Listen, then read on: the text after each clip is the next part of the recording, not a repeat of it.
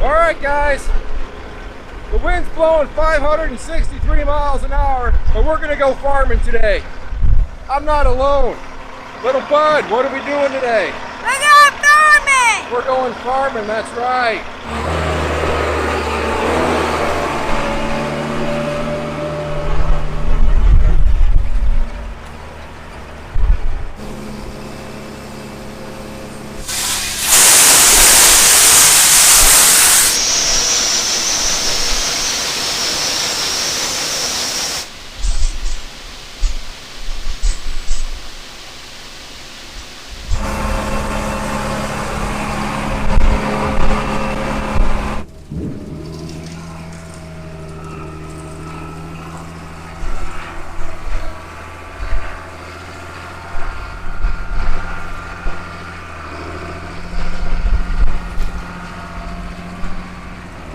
I tell you what, guys, there's nothing better than bringing my son out here.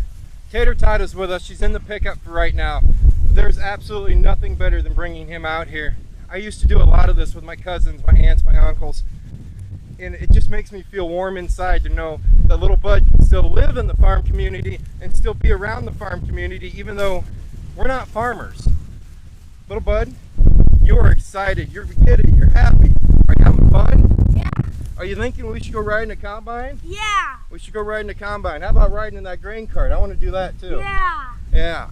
All right, let's go get some more shots and we're going to go for a ride. And don't worry, we're going to go play in that big old red Peterbilt too, all right? Be back with you in a little bit. Well, you guys were saying I looked huge in the combine. Well, this is our seating arrangements. Got to give little Bud the good view going on. Right now we're in the grain cart with the John Deere pulling the grain cart that's following the combine. I didn't get to interview this nice lady last time we were out here in the fields, so we chased her down this time and told her she doesn't get a choice. Renee, how long you been farming? I have been farming with my husband for, I think it was 2013. And otherwise, but before that, I had parents that farmed, so I kind of learned farming, the basics of farming and tillage and all of that through when I was a little girl. So a family business, basically. Yeah. Family farming. Family farming, yes. Well, what I forgot to mention is Renee here is Jason's wife. Remember last week, we haven't got to Jason yet for this run. Last week when we were out here for bean harvest, we were talking to Jason in the combine. This is Renee, his wife, so she gets to go to work with him, right? Or Yes. does he get to go to work with you? I get to go to work with him. He kind of calls the shots, so Oh, okay. I just do as I'm told. We So- won't let him know too much of that. Yeah. This is a 84 10T tractor, and it's a 1050 Kinsey bushel Yeah. auger cart. So it doesn't take much. He can usually put about, this is the scale that I use. Yeah, I was going to ask you about that. Now, guys, we're not even going to try showing you the scale with the camera because it wouldn't come through last time. But right over there, she's got a scale. What's that scale for? That scale actually records the pounds that he actually puts on the auger cart. And for Dan, who is our truck driver, who hauls the grain for us, he usually wants right around 65,000 pounds. And so usually that's what Jason puts on me, and then I load it onto Dan. Oh, okay. So, all right, you're following that computer, which is your scale. Correct. What is all that right there to your right and down low? This right here? This here is a camera that's mounted to the back of the auger cart. That just helps as we're going down the road or in the field. If I need to back up, I know what's behind me, or it's really nice for if you're going down the road and any traffic is coming up behind you, you know to get over on the side of the road and let them pass. So, but on the camera wise, on the spout that goes out over the truck, you have a camera on that thing too, right? Yes, I just got that this year. That's a beautiful thing. You can. So if anybody can get that is a really beautiful thing. It's actually really, really nice, especially with doing beans and on those nights where or days, but especially the nights where there's no wind and let's say the beans are extremely dirty, so you get a lot of bean dust up and you cannot see the grain whatsoever. And the camera can see through there? Oh yeah. Can it? Yes. All right, things may look a little cramped right here, but I was talking to Renee when we got into the tractor, and well, she informed us that she had her kids in here. How many kids was in this tractor? 4 kids. 4 kids. Yes. Guys, I tell you what, that'd be really cramped. One of your kids drives this thing, and then one kid drives the combine too, or? Yeah, I've got my 10-year-old will drive the combine. My daughter, well, actually, he's 13, and my daughter, who's 10, last year learned how to drive this, the auger cart and the tractor on the go. So she can pretty much, do it all on her own. Yeah, and we always do them first. Yes. So I don't want to get too scared before we go do everything else. Are you the oldest? No. You got older siblings? One. My sister that's in the pickup right now is 14. Okay. 14 or 15. Do you guys get along? Sometimes. Well, it's kind of like a love-hate relationship. That's how my children are too.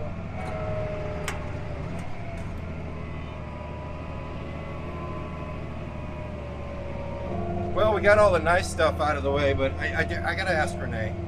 Renee, I know there's a lot of farms that are family ran and a lot of stuff, but you know, a lot of this farm stuff I see,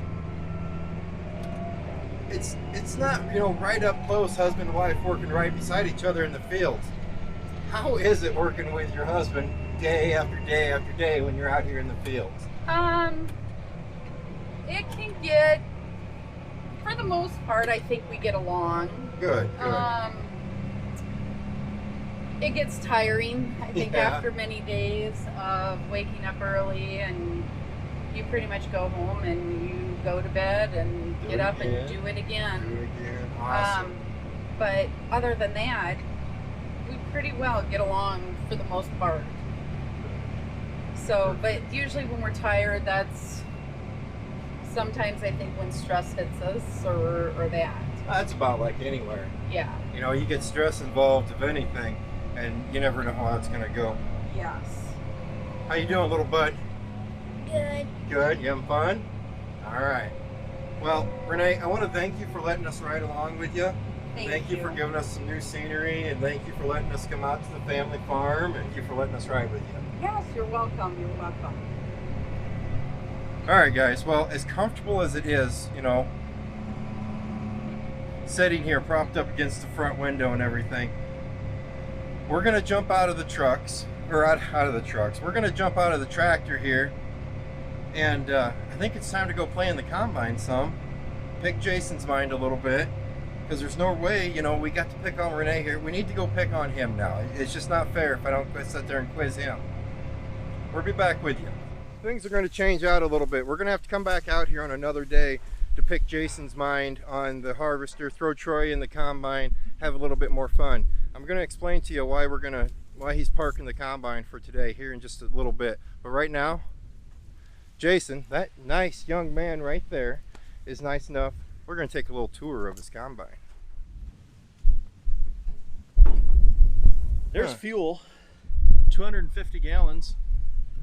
All right, you said it holds 250 gallons of fuel. Yes. How's the fuel mileage on this thing? Not very good. We go by the acre when we're combining, and probably on corn I might be able to get an acre per gallon, but usually it's 1.5 gallons per acre. All right, what else we got going on in here? Okay, you were telling me you think you were wrong on the liter of the motor there. Right, I think this is a 9.1 liter. My tractor's an 8.1 liter, so Gotcha. it's a little bit bigger. Gotcha. So this grain tank, the top part of this grain tank is not John Deere.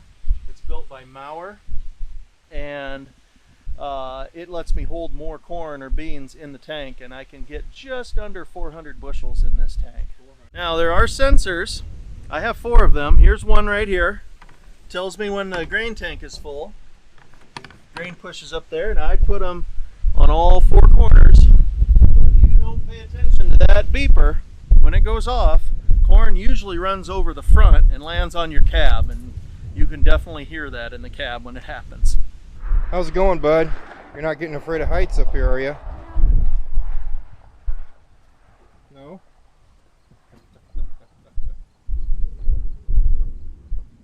Is the rotor of this combine. It does most of the threshing in the whole machine, and that big belt, that drives it, and that is a variable speed, on a variable speed shift, so I can change the speed of that rotor in the cab.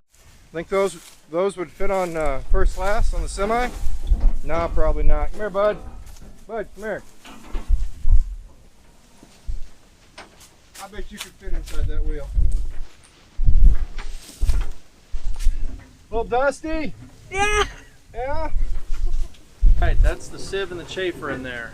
The top one, the top part, all those little fins sticking up at an angle, that helps the grain, the heavy grain will fall down through those cracks, and the light fluffy stalks and leaves will blow right out the back. And that's how the machine cleans the grain. This is the inside of the rotor.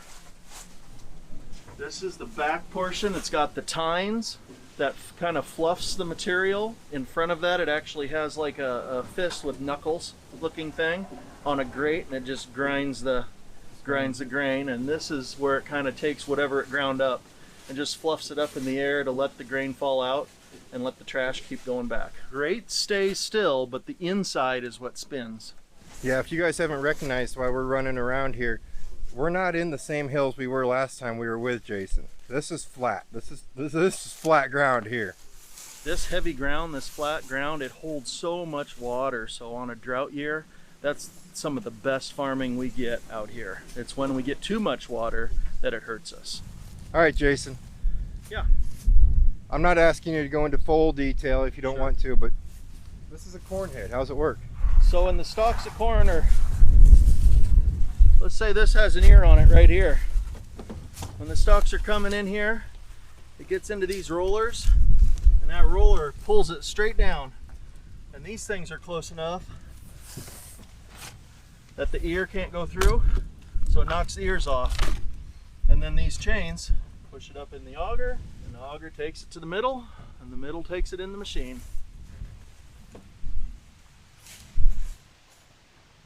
Hop on in. I told you it had a seat for you. Yeah, sit in the big seat. Check it out. That little button on by your foot, push that little one, and then the steering wheel, you can pull it down towards you. I'm good. He's good. Yeah. That big orange stick is how you move. You push it forward to go forward, and you pull it backwards to go backwards. Let me explain to you why they're stopped. Because right now you guys are probably thinking, why would you stop harvesting? The sun's out, it's nice and windy out to keep the dust down. Looks like it's dry, looks like that works out really good. Right now, about 30 miles north of us, to the north and to the east of us, there is a very large fire going on. So far it's burned 2,500 acres of crops, of farm ground gone. Their field is just burned up. Morton just sent me a text that they were actually evacuating a couple houses. Now to some states that's not a big deal, but in Iowa to have a fire to where you have to evacuate homes, it's kind of unheard of. Needless to say, there isn't a fire truck within 30 miles of us here that is actually here. All the fire trucks are up at the fire burning. And right now, it's a Kindle box, guys. These guys out here in the fields, it's dry. I mean, it's dry to the bone dry. So if one little thing happens, one bearing gets too hot, one belt slips a little bit, one thing goes wrong and he gets a little bit of a fire on that combine, there's no fire trucks that's going to come help. So in that case, talking to Jason there, the way it sounds is it's better just to relax, park the combine. We're supposed to get some rain tonight, so maybe that rain will come in, let things moisten up a little bit, and then go back at it.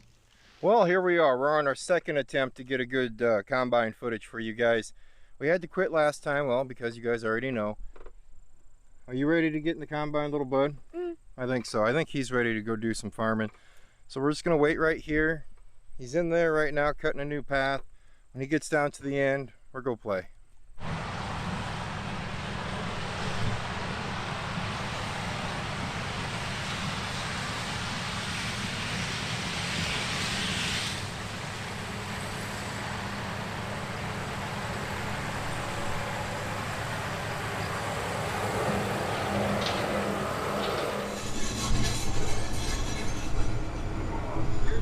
Why don't you sit down on the floor this time, bud? Okay.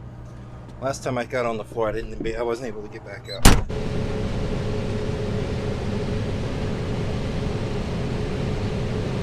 It like sucks them down and then takes off all the corn. It does, doesn't it? Yeah. Well, just like he was telling us when he was showing us around the combine what it does, you know, how it pulls it down.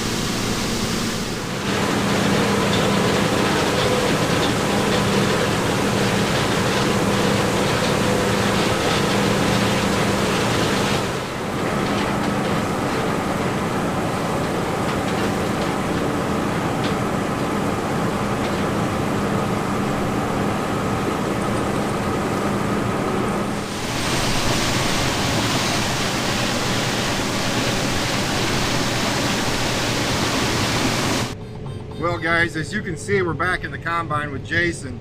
This time though, we're not taking care of soybeans, we're taking care of corn. I think they call that Hawkeye Gold, right? Yep. Yep. And Renee's still in the tractor. Yeah, the tractor looks a little different. I'll have Jason tell us all about that here in a little bit. And of course, we can't forget the one question Renee told us to ask him, and we couldn't pre-warn him about the question. Uh-oh. There's a couple things today, guys, I'm going to pick his mind about. We talked about it a little bit when we were doing bean harvest. I don't have a radio in that tractor that I can talk to her on, so... Yeah. So she's just having to do it by ear. She's good. Renee, did you hear that? Yeah, you're good, Renee. You're good. We had, well, you come out last time and rode with us. We had 1.7 inches that night. Yeah. And we could have gone yesterday if it wasn't for the tractor breakdown. Let's talk about your tractor breakdown before we get into the navigation part of everything, or the GPS. Now, the tractor that Renee usually runs, you own, you had some varmint issues. Yeah, we parked it that Sunday afternoon. We stopped early because of such a fire hazard. And went to get in it yesterday morning and drive it, and it started, it ran, but there was an error on the screen. So we tried to drive it and it wouldn't move.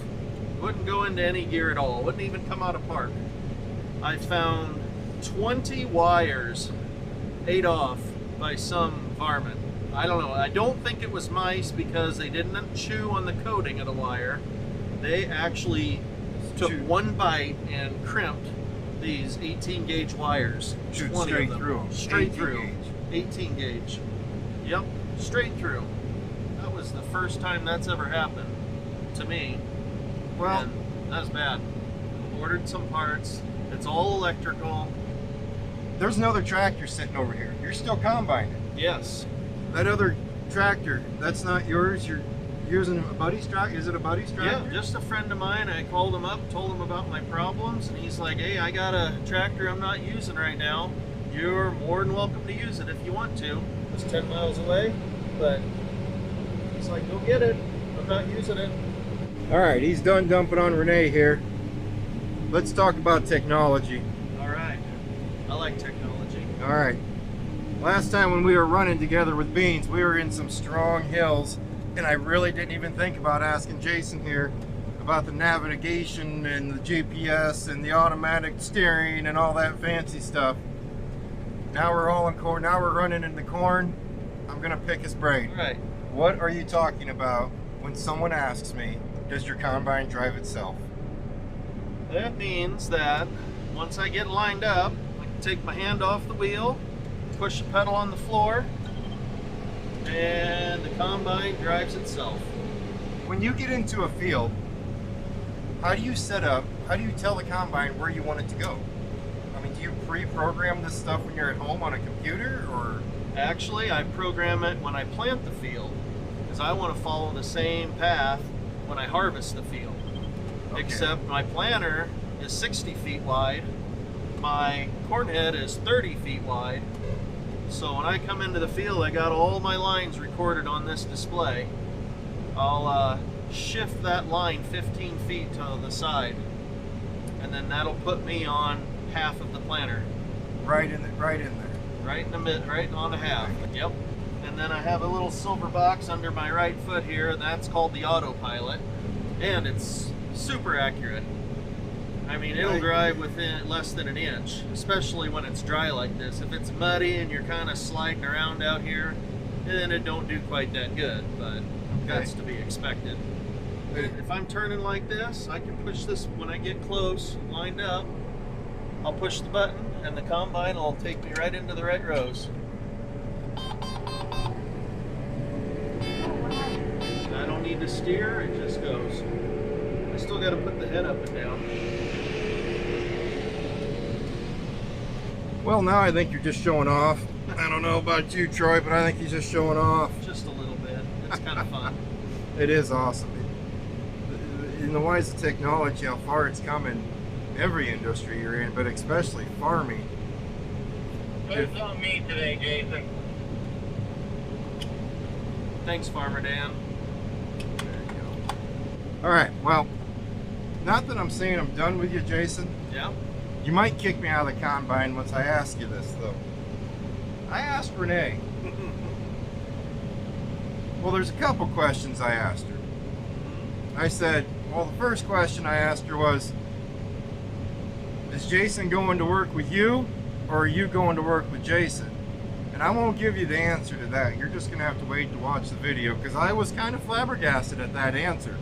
Okay. But then the other question I asked is, a lot of husbands and wives don't work together, and heck, even in the farming world, a lot of husbands and wives, you know, yes, you see a lot of wives helping out in the field or stuff like that, but they're not with them every single day, every acre, everywhere they go. But I gotta ask you, Jason, how is it working every single day with your wife out here in the field? Oh, it's great. As long as things are going really good, it's really great. As long as things are going good, it's really great. Yeah, but All if right. things don't go so good, that kind of transfers into home life too, and then Yeah, it's hard. there's no getting away from it then. So you just better make sure you keep everything going well. Since you work together, realistically, if something goes wrong at work, it's going to go home into the home life too. Yep. And there's really nothing you can do about that. So there we go, Renee. His answer was, it goes great. Guys, I can't tell you enough how much I appreciate Jason letting me ride in this combine with him. And I'm going to say this really quiet, or he's going to blush at me and get mad at me. but it's because of this young man right in front of us here. But like I said, Jason, I truly appreciate you letting me ride with you. You bet, anytime.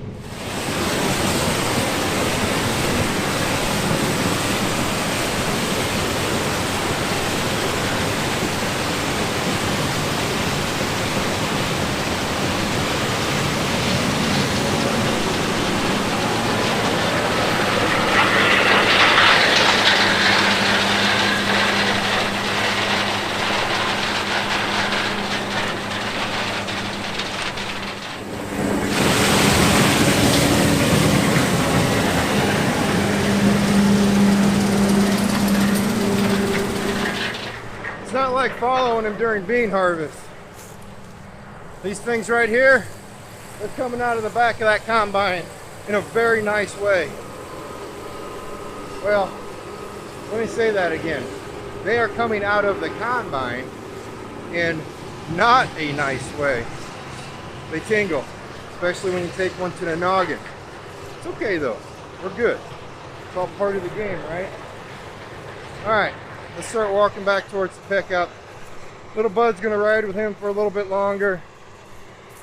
I do think it's time to jump in the semi. Go do some trucking. See how Farmer Dan's doing.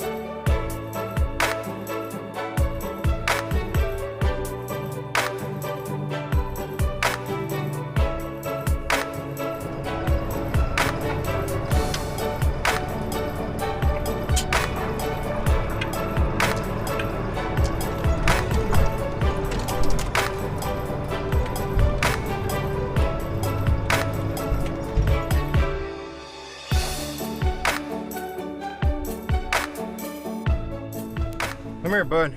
All right, we're bouncing across this field. I gotta get you home. Mama's probably mad at me. We might be a little late for your church thing. Did you have fun today? Yeah. You had fun this whole time during harvest. Yeah. I want to say a special thanks to Farmer Dan, to Renee, to Jason for letting us come out there and have some fun with you guys. And well, we're just gonna have to do it again, right? We're just gonna have to maybe get involved a little bit, maybe when they do some planting or something. Yeah. Other than that, you guys be safe, and as always, We'll see you all next time. Bye.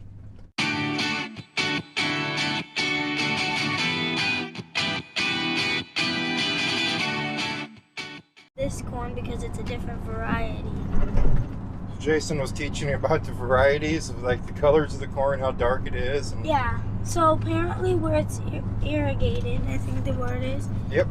The corn got darker because it's not as dry, and then where there's a ton of different varieties in the corn, because when we would come up on two different varieties, so it'd say, now you see how this one's taller than this one, and he's like, that's because it's a different type of variety of corn. So he was teaching you all kinds of things. Yeah. You truly know more about farming than your old man now.